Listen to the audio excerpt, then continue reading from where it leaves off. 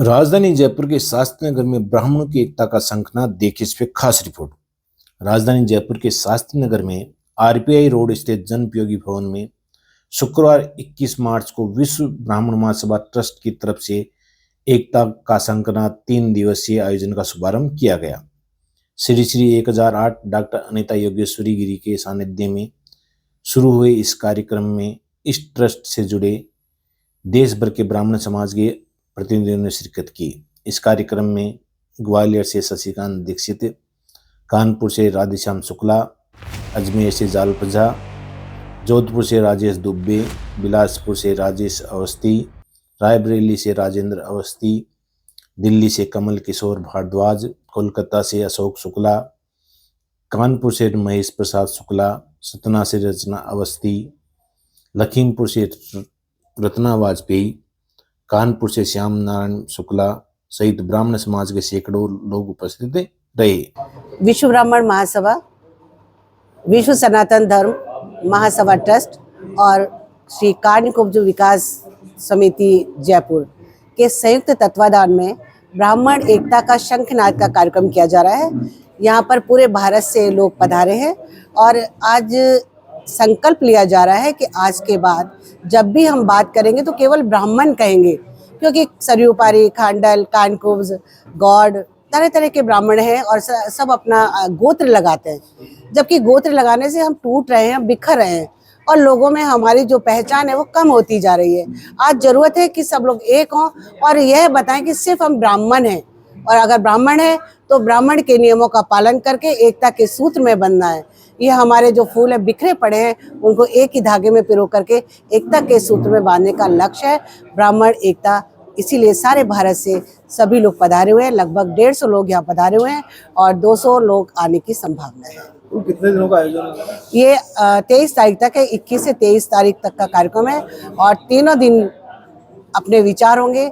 समाज में जो कुरीतियाँ फैली हुई हैं उन पर चर्चा होगी। बेरोजगार बच्चे हमारे हैं, उनके लिए क्या करना चाहिए, विधवा, बेसहारा, बुजुर्ग, दिव्यांग, इनके लिए हम सब मिलकर कुछ करें।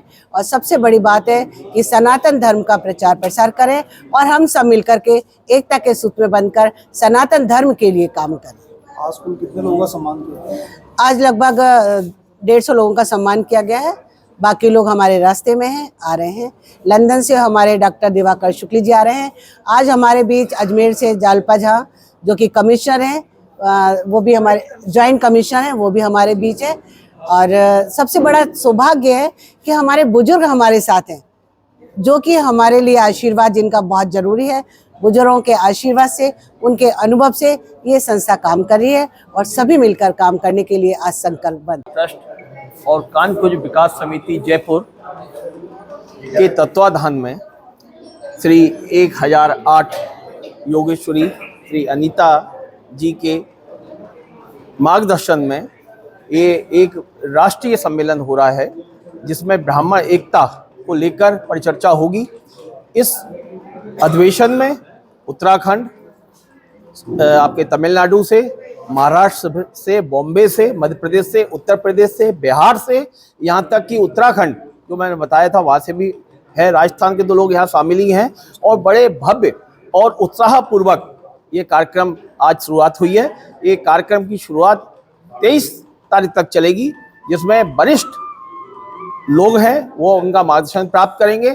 और मैं आप सभी मीडिया कर्मी और यहाँ के समाचार एजेंसियों को धन्यवाद देता हूँ कि पूरे भारत के ब्राह्मण को एकता करने का संदेश जो आप लोग जयपुर में फैलाएंगे, निश्चित तौर पे ये पूरे भारत में जाएगा।